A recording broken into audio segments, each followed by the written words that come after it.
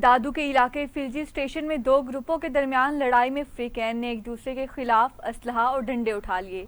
दोनों फ्रीकैन के माबैन फायरिंग का तबादला हुआ, जिसके नतीजे में गोली लगने से एक शख्स शदीद जख्मी हो गया। मजीद जानते हैं इस रिपोर्ट में।